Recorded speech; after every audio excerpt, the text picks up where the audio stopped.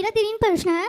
पहला प्रश्न ये है कि बोलते हैं कि डायनासोर होते थे पहले के ज़माने में, तो क्या ये सच है? क्योंकि साइंटिस्ट को भी हमेशा कुछ ना कुछ हड्डियाँ, कुछ ना कुछ उनकी चीज़ें मिलती रहती है, उसका प्रूफ। हाँ तो रहे होंगे भाई। रामचरितमानस में लिखा है लंका कांड में कि जब राम जी लंका गए तो समुद्र में इतनी बड़ी बड़ी मछलियाँ थीं, समुद्र में इतने बड़े बड़े जीव थे कि कई कई हाथी को वो एक साथ खा सकती थे।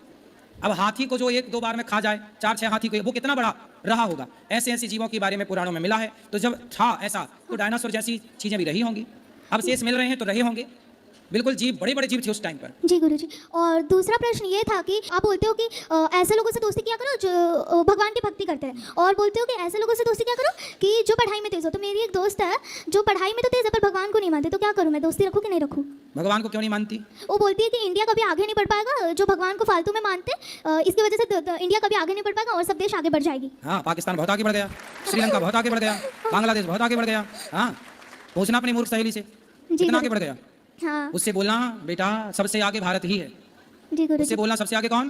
भारत। हाँ, सबसे आगे आज भी भारत है पूरी दुनिया में। किसमें?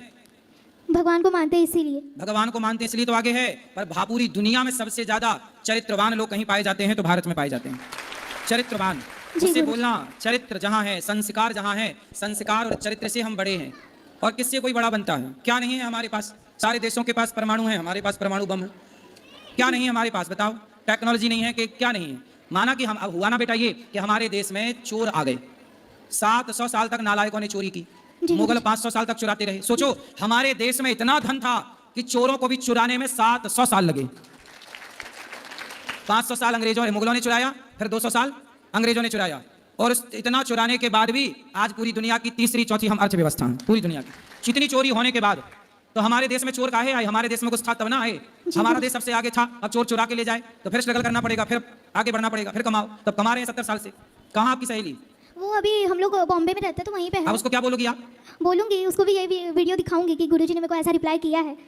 ठीक है। बोलना कि भारत की रोटियां खाती हो तो भारत का गुणगान गाया करो। भारत की रोटियां खाना, गुणगान विदेशों का गाना। जी। और बोलना उसको। जी।